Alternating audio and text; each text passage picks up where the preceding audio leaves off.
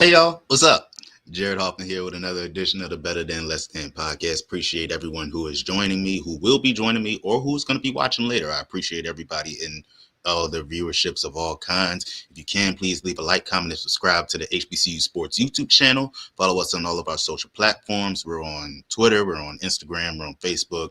We are on, just search HBCU Sports on all of them, and I guarantee we'll pop up.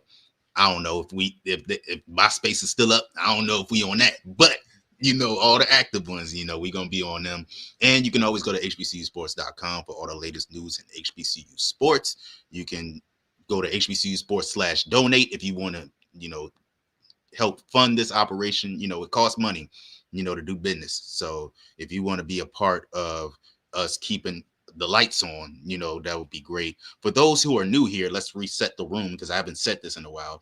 The Better Than Less Than podcast is a podcast that is dedicated to Division II HBCUs. So all of the Division II and NAIA HBCUs. So all of the news and happenings at the SIAC, the CIAA, the HBCUAC, and our independent friends like Lincoln, Missouri, like West Virginia State, like Zula, Langston, Florida Memorial, so on and so forth. You will get that from this podcast. We have a podcast that is also dedicated to the MEAC with the MEAC and more, which went live yesterday at noon with Chris Stevens, where he talked about, the MEAC football season and the independent friends at the Division I level, like North Carolina A&T, Hampton, and Tennessee State. And then we also have the SWAC Page podcast, which stars Ken Rashad, which me and Chris Stevens also appear on there whenever we do that podcast, which is usually done on Fridays. And of course, that's where we talk about the SWAC. But here we're talking about Division II, and it is an exciting time for Division II football because we are entering the Division II playoffs. And for the first time in history, there will be count them, five teams competing for a national championship at the Division II level. That is the most we have ever had in a single tournament. The previous high was four. So, excuse me, the previous high was three. We've never had more than three in a single playoffs. And this year we have five. We have three teams hosting playoff berths, including one who is the number one seed. We will get into that in a second because we are going to break down each of these matchups. And I'm going to pull up my slides right here so we can start this off. We're going to start with Super Region 1 with Johnson C. Smith, who is the number 2 seed in the region. And they will be going up against Frostburg State, who will be the number 7 seed.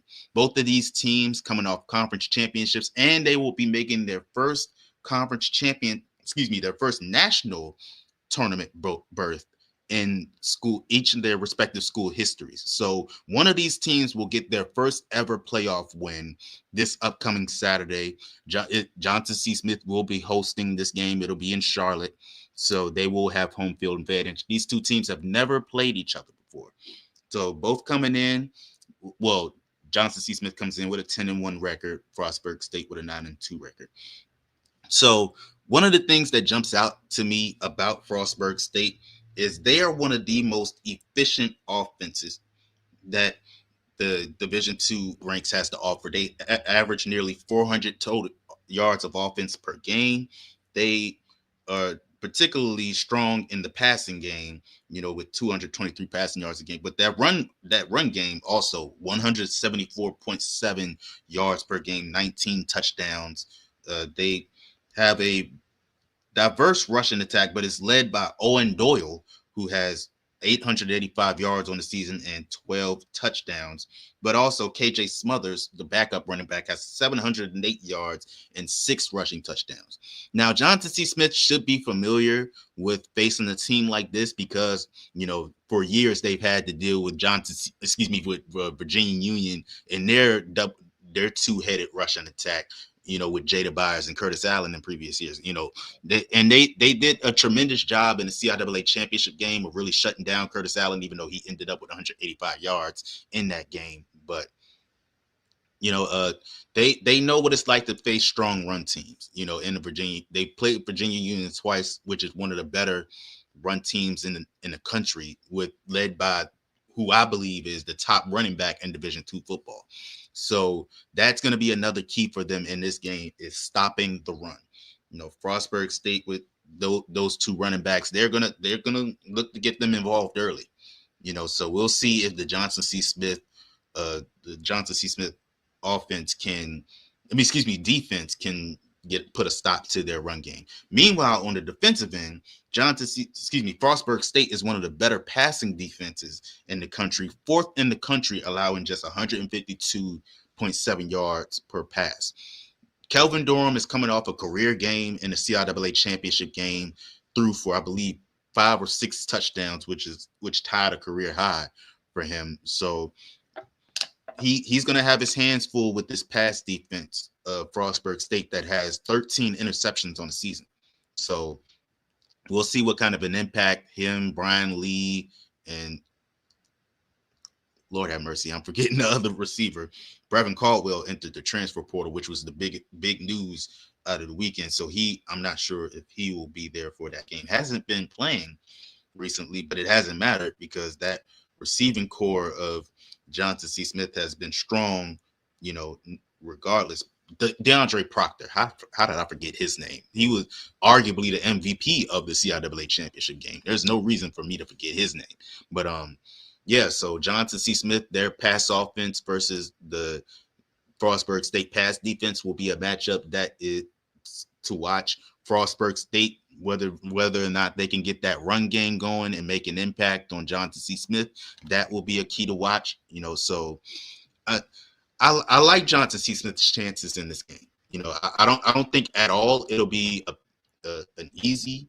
There's no matchup that I'm going to recap right now that you can say is a gimme. There's not one. Quite honestly, all of these teams are good, which is why they're in the playoffs, of course, duh. But yeah. But if Johnson C. Smith can play efficiently on offense, not turn the ball over, that was a big key in why they were able to win the CIAA championship game against Virginia Union, was the fact that they took care of the ball and they were efficient. And defensively they stepped up. Curtis Allen was not able to put his imprint on that game. If Curtis Allen put even a slight bit of an imprint on that game, it was going to be a rough day for Johnson C. Smith. They did not let him get big plays when it mattered, and they got stops when it mattered, and that's the reason why they are the CIAA champs and why they will be hosting a game in the first round of the Division II playoffs. So we'll see who executes their game plan. Lord have mercy, I cannot talk. We will see who will execute their game plan better and get their team their first ever playoff win. So all of these games will be on ESPN Plus. Let me look and see what time this game starts. This game will start at 1 p.m. Eastern on ESPN Plus. So be on the lookout for this matchup. It's an historic one for two teams making their first ever playoff berth. Next up, we have Virginia Union hosting California Pennsylvania Vulcans. So both of these teams are at-large berths. The Virginia Union, the aforementioned team that I just talked about, losing in the CIAA championship game, we're going for a three-peat. CIAA championship three-peat would have been the first team to do it since Bowie State, but would have been the first team to do it in 3 consecutive years since Hampton in the 90s. So they were unable to get that done, but their national championship hopes are still alive. You talk to Virginia Union all year. That I don't know if you guys can hear this plane, but it's really distracting me. But I'm gonna keep going anyway. But you talk to Virginia Union all year, they will tell you that the three-peat is not on their mind. It's really not. The thing that they want is they want the national championship. That's what they have been focused on, and that's what they are gunning for, and they have a chance to do that. And it begins against California PA, who is also making a second consecutive berth. And well, this isn't Virginia Union's second berth. This is their fourth straight, and they are one of 5 teams in Division II football who have made the Division II playoffs in the past 4 years. So consistency for Virginia Union, even after moving on from Jada Byers. People expected this to be a down year for them moving on from Jada Byers, but apparently they hadn't seen Curtis Allen play because, if you saw Curtis Allen play while Jada Byers was there, you knew that he had the ability to keep them in this at this playoff level. So shout out to Calvin Cope in the chat, says Johnson C. Smith must have a strong kicking game, no missed field goals or extra points. Kicking game at the Division II level, that's hard to judge because there's not many Adam Vinatieri's at the Division II level, especially at the HBCU level. The kicking game hasn't been special teams in general has been great for us, in the return game, and we'll talk about a matchup that I believe that the return game could come into play. But yeah, kicking game, if we can get that down, that we could possibly get a team to a national championship because that way we wouldn't have to worry about field position, not having to worry about at the 40-yard line on 4th and 1, do we go for it, do we punt it? We can actually get a guy that has the leg to get that into the uprights. That would be huge for not only Division II HBCUs but even the FCS HBCUs. But back to this matchup, and as you said, feed Curtis Allen early and often, absolutely. But the thing that I think, not only feeding Curtis Allen, but getting the pass game involved, getting that balance. Last year, the key to their playoff success, getting to the regional finals for the first time in school history was RJ Rosales and him adding another dimension to that offense. You look at the previous 2 years when they made it into the playoffs, the passing game wasn't there, with all due respect to, Mark Wright, who was the quarterback at the time.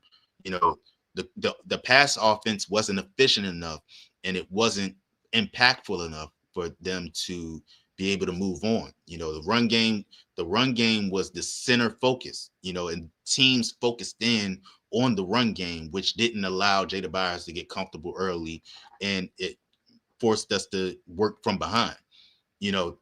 Last year, RJ Rosales, when he came in for Mark Wright, who suffered an injury in that opening round game, he made an impact for Virginia Union, not only with his legs, but with his arm. If we can get RJ Rosales, who did not have a very good game in the CIAA championship, if he can play a clean game, because that's what the key was in that CIAA championship game. I believe he threw like 3 interceptions in that game. 2 interceptions, excuse me. So if he can play a clean game and make plays with his leg and his arm like he has all season, and Curtis Allen can make an impact early, Zaire Tart is gonna have to show up as well. I think that Virginia Union will have a good chance of winning this game, though they will be playing a California PA team that is pretty good at stopping the run. They do allow 139 rushing yards per game. So not the greatest rush defense, but in the last 4 of the last 5 games, they've held teams to under 100 rushing yards. So we'll see what California PA is able to do this time come Saturday in terms of defending the run. But you're absolutely right though. Curtis Allen is going to have to make an impact. He ended with 185 rushing yards in the game, but most of those came on a run on the last possession that was really just a garbage run. It didn't have any impact on the game. Most of the rushing yards Curtis Allen had in that CIAA championship game had no impact on the result. So he's going to have to make an impact early, like he has all season, if Virginia Union wants to win this game. And like I said, RJ Rosales is going to have to make an impact. He was a big part of their playoff run last year, and he will be a big part in Virginia Union, making another run this time around. We'll see if Ricky Key, he and Ricky Key can have that connection early. Zaire Tart, who is big in the return game for Virginia Union, he makes an impact. Zaire Tart is a guy who can make an impact in multiple areas. He made it into the All CIAA first team as a punt returner. He was big part of the passing game in the CIAA championship game. And he's big in the backfield for them. So he's a guy that can make an impact in multiple areas. We'll see if he makes his presence felt in this game, but in the end, it'll come down to what RJ Rosales and Curtis Allen are able to do on offense. But also the defense for Virginia Union. This is a California PA team that is at their best a strong passing team. Have multiple games this season of 300 passing yards. They are multiple games with multiple passing touchdowns. So we'll see what that Virginia Union pass defense can do. That it was not their brightest hour in the CIAA championship game. Johnson C. Smith pretty much got whatever they wanted in the passing game. And if they're not sharp in this game like they weren't in the CIAA championship game, California PA is going to get whatever they want. And it'll really put the offense in a hole and you're asking a lot from your offense if you're not able to get stops. So we'll see what the Virginia Union pass defense can do. We saw Edward Waters, in the only other game that they lost. Edward Waters had a season high passing day for in that game against Virginia Union, and what was the only regular season loss for Virginia Union. And then Johnson C. Smith goes crazy in the CIAA championship game in the passing game. So if Virginia Union cannot defend the pass, it's going to be a rough outing for them. And it's going to put the offense at a disadvantage, forcing them to overwork themselves. So, yeah, the pass defense for Virginia Union has to be sharp. The run offense has to be sharp. And RJ Rosales is going to have to give them an added dimension so that the offense isn't predictable. So those are the keys for Virginia Union. I like the fact that they had that playoff run. I hope that playoff run last year gives them a level of confidence. Hopefully that CIAA championship performance didn't take away from what is the main thing, which is getting to the national championship, which has been their goal since Dr. Alvin Parker got there. You talk to Dr. Alvin Parker, he will tell you that he has believed that this team has national championship potential since he got here. And they've only gotten better by the year. And hopefully the CIAA championship, like I said, doesn't hurt their confidence, and it actually helps them that this is a clean slate now. You're starting 0-0 in the playoffs, and you got to focus your attention on California PA because this is a very good team who has playoff experience themselves. So all right, next we're going to go into Super Region 2 as we have the number 1 seeded Albany State Golden Rams and the SIAC champions going up against Valdosta State, who somehow, some way make their way into the playoffs. Last year they were the runner-ups in the national championship game, losing to Ferris State. Their head coach during that season, Tremaine Jackson, now the head coach of the Prairie View A&M Panthers, who are the SWAC West champions. So goes to show you, what Valdosta State and what they're able to do, and the people that they have in that office, and what I don't know what I was trying to say, but I was thinking, I swear I was trying to think of what I was trying to say, and I had no idea. That was on the fly. But anyway, Valdosta State keeps that consistency up and remains in the playoff race despite starting season 2-4. They started the season 2-4. It was looking rough for them, including a loss against Johnson C. Smith. They lost 28-16 to Johnson C. Smith earlier this season, and got all they could handle from Clark Atlanta in the opener. So, this is us as HBCUs have a lot of experience over the past couple of years, but especially this season against Valdosta State. But this is a much better Valdosta State than it was at the beginning of the season. Through the first 6 games of the year, Valdosta State only forced 7 turnovers, and that included a game where they forced 4. I believe that was against Shawan, but I'm not sure. In the last 3 games of this, excuse me, the last 4 games of the season, they forced 11 forced turnovers in the last 4 games of the season. That's going to be the key for Albany State. Do not play a clean game. You have to play a clean game. It has not been as good as Isaiah Knowles has been when he's been on the field. He's had moments where he's put the ball in harm's way. He can't do that this time around. Take what they give you. Do not force the big plays. I get it. You're a big play offense and you have the ability to do that, but you cannot put the ball in harm's way against this Valdosta State team. Also, the run game. Even though it was unfortunate that Isaiah Knowles missed those 3 games with the I believe it was a foot injury or something. I forget.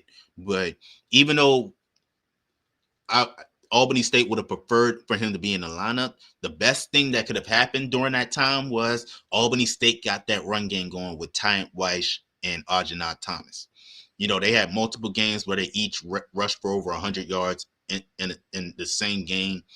And they're one of the better run offense, not only in the SIAC, but in Division II football. I believe they ranked in the top 30 in run offense, and they're going to have to, that run offense is going to have to show itself in this game. And not for nothing, Valdosta State has not been the strongest run defense in the past couple of weeks. They've allowed 2 teams to rush for over 300 yards. So, with the talent of Tyant Weiss and Algernon Thomas, who I don't think Algernon Thomas played in the SIC championship game. Not sure why that happened. I'm not sure if that will have any impact on whether or not he's available for this Saturday. But but if Tyant Weiss or Algernon Thomas gets loose on this Valdosta State defense, that will open up passing lanes for Isaiah Knowles, and I believe they can be off to the races. And Calvin makes a good point. They cannot afford to get behind early. One team that you do not want to play behind against is Valdosta State. You look at the teams that have beaten Valdosta State in recent years, Johnson C. Smith earlier this season, Virginia Union a couple of years ago. Both of those teams have fast starts. The majority of the teams that start from behind against Valdosta State do not win against Valdosta State. And I'm talking about us as HBCUs, our HBCU teams. The teams that play from behind against them more often than not do not win against them. Clark Atlanta was in a nail biter with Valdosta State, and that's something else you can't do. If they are within a score in the fourth quarter, it's going to be tough for you to get a win against them, because this is a team that knows how to win. Don't let the overall record fool you. This is a team that has a culture of knowing how to win games. They're not a multiple-time national champion for no reason. Like this team knows how to win, no matter who's head coach or who's in the locker room. That system follows them wherever they go. So Calvin is absolutely right. They cannot afford to have a slow start against this team, because more often than not, when you start slow, it ends badly for you. So we'll see if Isaiah Knowles in that offense, are able to get things going. Jamil Williams and Lord have mercy, I'm forgetting names left and right. They got so much talent on this team. It's hard to remember everybody's name, but Jamil Williams, Amari Stewart, Corey Petty, Javian Jackson, they have a lot of very good receivers for Albany State. So we'll see if Isaiah Knowles and this offense is able to make an impact and not allow the Valdosta State defense to really make an impact. Because if they turn the ball over 2 or 3 times, I'm not sure if the defense is able to make up for that. Granted, this isn't the strongest Valdosta State offense. This Valdosta State offense is not the strongest, especially when you compare them to years past. But they're still effective enough that if you give them opportunities, they will take advantage. You cannot give them opportunities. You cannot give them a short field. You have to make them work the entire field. If you give them the ball past at or past midfield, it's going to be tough for this a very good Albany State defense to be clear. This is a very good Albany State defense, but don't make them have to overwork themselves by allowing Valdosta State to start with a short field, because they will get the job done. So those are the keys for Albany State. The offense has to be strong and efficient. The defense, has to stay connected and allow and get stops. It would definitely help. Albany State's offense can go to length in the field. They have the talent to be able to do it. But what would be best is for them to force turnovers and give them a short field. They are unstoppable in a short field. This Albany State offense is unstoppable if you give them a short field. Granted, they're almost unstoppable in any situation, but they will be virtually unstoppable if you give them a short field. Lawrence in the chat says Albany State, Benedict, and Kentucky State can win this super region. It's not as strong as in previous years. I'm gonna be quite honest with you. There's a good opportunity that we get both conference championship rematches. I believe that there's a great opportunity for Johnson C. Smith and Virginia Union to advance to the regional semifinal, and where they would face each other. And I believe that Benedict and Albany State can advance past the first round, and that would be another rematch in the semis. Kentucky State will get into Kentucky State and Benedict in a second, but you're absolutely right. This field, for the most part, is not as strong as in previous years when you had teams like Lord have mercy, what's the name of that team? Lenore Ryan. When you had Wingate, when you had multiple teams like when a stronger Valdosta State team. This isn't that this year. So this is a great opportunity for us to get two teams potentially into the regional final. That is a real possibility. My guys saying Valdosta State doesn't have Jermaine Jackson anymore. Albany has his good chance to win this one. Absolutely. They absolutely have a good chance of winning this one. But again, they have to take care of the ball though. And not for nothing, I have to make mention of this because it is important. No HBCU has beaten Valdosta State in the Division II playoffs. Hopefully I get that reverse jinx. Hopefully we get that reverse jinx and it happens this time. But no team has beaten Valdosta State in the Division II playoff. As a matter of fact, Valdosta State, in their run to Division II national championship last year, they beat Miles and Virginia Union to get there. So that shows you the level of success Valdosta State has had in the Division II playoffs against us. And when I say us, I mean HBCUs. But hopefully, the momentum that Valdosta State has built over the last 4 weeks of the season, it halts against a very good Albany State team, one of the better Albany State teams that we've seen in recent years, on both sides of the ball. So this also a game that will be on ESPN Plus. You can watch this one at, again, 1 p.m. Eastern. And to give Virginia Union, because I didn't say it, Virginia Union and California PA be on ESPN Plus, again, 1 p.m. Eastern. So you'll have your pick of the litter on ESPN Plus. All of these games will be on ESPN Plus. So tune in 1 p.m. Go from stream to stream and watch all of us and support all of our HBCUs. So next up, we have Benedict, the first road team on this list. They will be going on the road and playing Wingate in the first round. These two teams have a history of playing in the playoffs. The last time that the first time Benedict ever made it to the playoffs, it was against Wingate when they had a first round bye, but could not advance to the regional final. They lost 23-6 to that Wingate team. Both of these teams come into it with 9-2 records and were each runner-ups in their respective conferences. Wingate didn't have a conference championship. They were just they were second in the standings behind a team that I'm about to talk about next. But Wingate, they come into this led by Xavier Pugh, who had 1,008 yards and 21 touchdowns on the season. So he will be a big part of the Benedict's game plan on defense. But they also have Elijah Holmes, 2776 passing yards on the season, 22 touchdowns to just 4 interceptions, 61% completions. Benedict's defense has their hands full. A very dynamic offense, that can pass and run, so we'll see what the Benedict defense is able to do. Benedict did a pretty good job against Albany State defensively.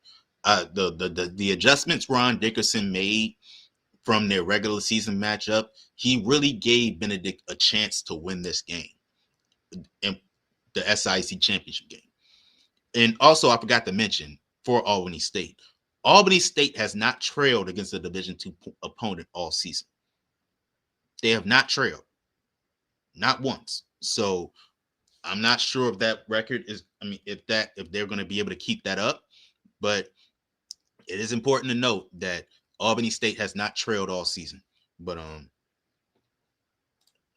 Benedict has a chance that they can keep this a low-scoring game. And they did that in the SIC championship game. Unfortunately, it fell short, but they are at their best when the game is not clean. They're when the game is like unorthodox, when it's an unorthodox type of game where it's not the prettiest, that's when Benedict thrives. They thrive. They don't thrive in those big play games. They thrive when it's short yardage. They thrive when it's like you have to really duke it out. When it's a brawl, that's Benedict. They thrive in a brawling style game. If they can make this a brawl style game and it's not a big play offensive type of game, Benedict can really benefit from that. But if they allow Wingate to make those big plays, they're going to have their hands full. And this could get out of hand very quickly. Benedict's defense has to play smart football like they did against. Exactly. Which is what we're talking about. Hoping all the HBCUs in the Albany area, I see what you did there, gets out to support the Rams in person. Got to get the offer off the books. Absolutely. Albany State, everybody in the Albany, Georgia area, if you are in the area and you ain't got nothing to do, head on over to Albany State University, get you a ticket, and support those Golden Rams. And the same thing for all the people in Richmond and all the people in Charlotte. Head out to support Johnson C. Smith and Virginia Union in person. We need all the support we can get. I really wish I can be there for one of these games. Unfortunately, I have a prior engagement that I have to, but I will be watching. Please be glued to your screens if you're not able to be there in person. And if you are there in person, get all your noise makers, get all the horns, get your pom-poms and support our HBCUs. So this is a very good opportunity for history. The last year we made history with Miles. I keep saying Benedict, with Miles and Virginia Union making it past the first round. Last year was the first time that 2 HBCUs made it past the first round of the Division II playoffs in the same year. With 3 teams hosting, we have a great opportunity to make history with 3 teams getting by. Not to discredit Benedict and Kentucky State. If we get 5 teams past the first round, that would be beyond historic. That would be remarkable and something that we will tell stories about for years to come. But back to this matchup with Benedict and Wingate. Benedict has his hand full with this Wingate offense. They just there's not many teams in the country with a quarterback who has over 2,500 passing yards and a running back with over 1,000 yards. So that's going to be a tough task for Benedict, but the offense of Benedict is the key to me. Of course, the Benedict defense is going to have to get this team the victory, but the Benedict offense has been inconsistent throughout the years. I'm trying to be impartial. I'm sorry. Darius Ocean has to play an efficient game. He has to play an efficient game for Benedict to have a chance to win this game. If Darius Ocean or Tristan Morgan cannot get themselves going early, Benedict is going to be out of it. We've seen this team, go through lulls offensively, and the defense is good enough to get them past the finish line. They cannot depend on that in this game. Also, and I talked about it earlier, the return game. Jackson Williams will be a big part of Benedict being able to win this game. If he can break through for a big return or two and shorten the field for Benedict, that would be huge for them. Not to mention that he's also been essential in the receiving game for Benedict. I believe he has I'm looking at my notes. 2 return touchdowns this season. Not saying he has to score a touchdown. That would help a lot. But just giving them a short field with a big return or two would be huge for Benedict in this game. Because I'm not sure if this offense is strong enough to make it down the field consistently throughout the game. This Wingate defense is with this Wingate. And I'm speaking from past experience because I haven't watched Wingate play this season, but historically Wingate has had a strong defense. But to be fair to Benedict, the last time an HBCU played against Wingate in the playoffs, which was last year, Virginia Union knocked them off. So Wingate can be beaten. And we'll see if Benedict. And by the way, that game was at Wingate. So Wingate against HBCUs at home, right now 0-1. We'll see if they can make it 0-2. If Benedict can make it 0-2. But again, that game will be on ESPN Plus. Let's see if that game also starts at 1 p.m. No, it doesn't. It starts at 2 p.m. So different start times. So tune into that game live on ESPN Plus, 2 p.m. Eastern. And the last HBCU that will be in this year's Division II playoffs is Kentucky State. They will be going against Newberry, the SAC champion Newberry.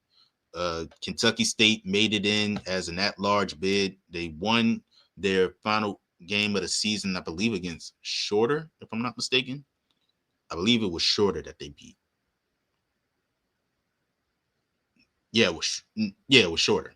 They beat Shorter 35-7 to secure their spot in the Division II playoffs. Cry me a river for that team that keeps whining about the fact that they ducked them.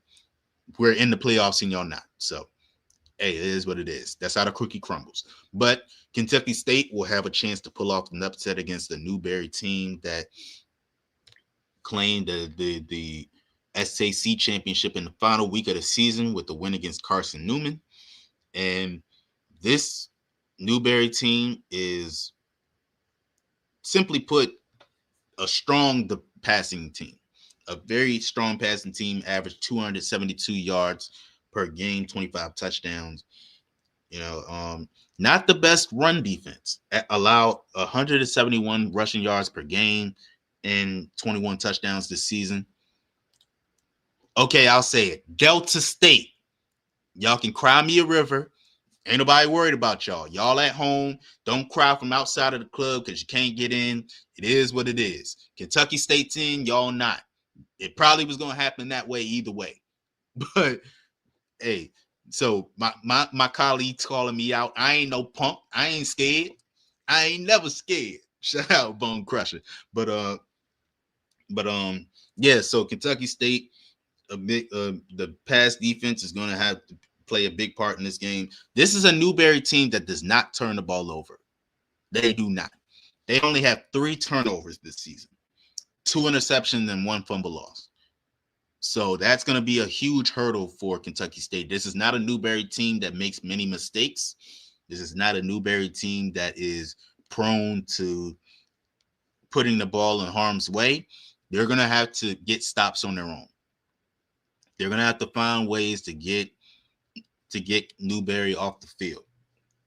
So must complete some deep passes. Shout out to Calvin giving us his insights on all the games this year, and very good insights, might I add. Excuse me, my bad.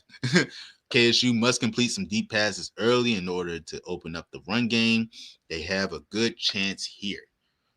So I'm not sure if Torrance Bartle, who I believe has missed the past couple of games due to injury, for Kentucky State. I'm not sure if he will be available. That'd be a good question for Felton Huggins. I'm not sure if he'll answer it because I'm pretty sure he wants to keep it close to the hip, whether or not Felton Huggins will be in this game or not. But Denham Johnson has been pretty good for Kentucky State. Has 12 touchdowns to just 1 interception and has passed for over 1,000 yards in this season. And spent the majority of that as a backup. So that shows you what he's able to do. Chad Elsey, who and Jalen Middleton, the two top running backs for Kentucky State, will be a big part of this. But I'm looking at the defense for Kentucky State because this is a Newberry team that does not turn the ball over very often, and they know how to move the ball downfield, particularly in the passing game. If Newberry is able to make big plays early against Kentucky State, it's going to be curtains for them. It's going to be curtains for them. And the expectations, hopefully Kentucky State is able to manage the expectations. And I'm looking at Felton Huggins in this perspective, in this respect. This is a Kentucky State team that, from the outside looking in, and when I say the outside, I mean non-HBCUs, they're looking at Kentucky State as, they were spoon-fed this playoff berth. We know that to not be the case. We know how good of a team Kentucky State is, but from the outside looking in, they're in the playoffs and they don't deserve it. They should have won against Delta State. Had they played against Delta State, what would have happened? Blah, blah, blah, blah. Felton Huggins has to make sure that this team is not feeding into those narratives. He has to have his team ready to play this game. Not to mention that this is also their first playoff berth ever. They're the only team of the HBCU selections that did not play in the conference championship game. They played against the shorter team that they were supposed to beat. This Newberry team is the best team they have played since Albany State. The best team they played. And all the teams that they played with a winning record this season, they've lost. They've lost. Really, the only Division II team with a winning record that they played is Albany State. Now, Edward Waters didn't finish with a winning record, but they beat Edward Waters when they had a winning record. So the point is that Felton Huggins has to have his team ready to play this game, because they're going against not just a strong Newberry team, but they're going against the expectations. And the expectations are that they're going to get their doors blown off. I believe that this will be a strong game early, but we'll see what happens when we get into crunch time. Hopefully, if they are able to keep this game close at the half, they have a chance. But if this is a 2 or 3 score game at halftime, I don't see Kentucky State getting this, because we saw it happen against Albany State. Really hope the trap. Yeah, that's also a big part of it because I believe Newberry is in where is Newberry? South Carolina. So that's that's tough for all Newberry games have been close going into fourth quarter except for one. So hey, hopefully Kentucky State can be that team that keeps it in the close in the fourth quarter and they give themselves a chance to win this game. But we saw against Albany State, they had it close at halftime, and Albany State pulled away in the second half. That cannot happen again. That cannot happen in this one. You have to find a way to keep this game close. You cannot let Newberry get loose. You cannot let them get too comfortable because as soon as you do that, game's over. So, but Kentucky State, they have a strong offense, whether it's Denham Johnson or Torrance Barter at quarterback, Chad Elsie and Jalen Middleton in the receiving game. Darius Cyprian has had some very big games throughout the season, so he will be a big part of that. But it's going to come down to the defense. They have to get Newberry off the field effectively and swiftly. So this game will also be on ESPN Plus, and it will kick off at 1 p.m. So let's tune into that one. Calvin has a question for me. He says, if there was only one of these games you could attend in person, which one would it be? If circumstances were different and I were able to attend, I would want to go to the Virginia Union California PA game. Not just because it's the closest to me, but I feel like that one has the opportunity to be the most entertaining game of all of these. I feel like that one we could see that being a shootout that could potentially go into overtime. That one has the potential to be a very good game. Those are two strong offenses in that one, and yeah, but the other one, if there was a second place, it would be Albany State, Valdosta State, because this is the best Albany State team we've seen in recent years. But that's still Valdosta, as my boss Ken Rashad always says. That's still Valdosta. I don't care if their record is 6-4, if it's 4-6, if it's 10-1, if it's 1-10. That is still Valdosta. And I don't look at their record because they are going to play much better than their record on Saturday. So to answer your question, if there was one game that I wish I was able to go to, it would be that Virginia Union California PA game. Because I think that one has a good opportunity of being a shootout. And yeah, I just think that one's going to be really entertaining, but hopefully we get, I'm really hoping that to take off of my unbiased hat. I really hope we go 5-0 this weekend. That would be something so unheard of. If you would have told me just 4 years ago when we came back from the pandemic that we would have 5 HBCUs in the Division II playoffs, I would not have believed you. I wouldn't have believed you if you told me that we would have had 2 teams make it past the first round. That seemed unheard of in 2021. It was unheard of in 2021. So the fact that we've done the 2 teams making it past the first round. We've done 5 teams getting in. If we could get 5 teams past the first round, I don't know if we have any of the SWAC fans or the MEAC fans in the chat right now, or anybody or the SWAC or the MEAC fans watching. But I implore you, please support our Division II teams, because history is in the making. History is in the making on Saturday, just by the games happening. But if we can at least get 3 teams to win, that is history. And I need you guys to support that. I understand we have the SWAC and the MEAC season still going. The MEAC, the unofficial MEAC championship game between Delaware State and South Carolina State's happening this weekend. I get it. Jackson State has a chance to clinch the SWAC East. There are some big games happening at the FCS level, but please, guys, please support our Division II HBCUs because history is coming. History is coming on Saturday in more ways than one. I guarantee you that. We're gonna keep that. We're gonna keep that on the hush hush. We don't keep that's we that is very likely that this will be Albany. This will be his swan song with Albany State, and we'll see if he can make it a historic playoff run for Albany State. Yeah, it really is. It really is sad.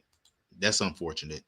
I'm not. I don't like the scheduling at all for the Division II playoff games. I don't like that they're all starting at 1 p.m. You're having them go up not just against the FCS games but you're having them go up against the FBS games. You're going up against the Power Five games in the early window. That's I really don't like that. And they're all on ESPN Plus. All the games happening on ESPN Plus, and you're forcing them to have to choose from all of those games. It's really unfortunate. You know, wasn't the Florida Classic going on in Orlando? I think several of the FAMU League would be checking that. Yeah, yeah. It's just It's just unfortunate timing. But hopefully, you guys will follow along on social media. I will be at the best that I can. You know, giving my updates throughout the game. So follow me at JH Sports Plug on Twitter. To follow along for. And I may just do a takeover of the HBCU sports account. Don't tell Ken or Kendrick that I said that, but I'm gonna do my best to give my uh, recaps for all the games. Do a play by play account of all the games. But yeah, but historic weekend as 5 HBCUs will kick off in the Division II playoffs this weekend. Albany State will be going up against the number 1 seed in Super Region 2. Will be going against Valdosta State. Benedict will be going on the road to play against Wingate. Kentucky State goes on the road to play against Newberry. And in Super Region 1, Johnson C. Smith will host Frostburg State, and Virginia Union will host California, Pennsylvania. So thank you guys for watching. That was a mouthful. I appreciate everyone who was tuned in. Everybody that was connecting with me in the chat, you guys kept me going, so I really appreciate it. If you can, leave a like, comment, and subscribe to the HBCU Sports YouTube channel. Follow us on all of our social platforms. Search up HBCU Sports, and you will find them there. And you can always go to hbcusports.com for all the latest news in sports. I will be publishing a keys to win for all of these teams in the Division II playoffs. So stay tuned for that. You can look out for that article on hbcusports.com. It more than likely come out tomorrow. If not, then Saturday morning. But tune in to hbcusports.com for that and all of the latest news in HBCU sports and our recap for the weekend, all the games this weekend. So thank you all for tuning in. Until next time, I'm Jared Hoffman. See you guys.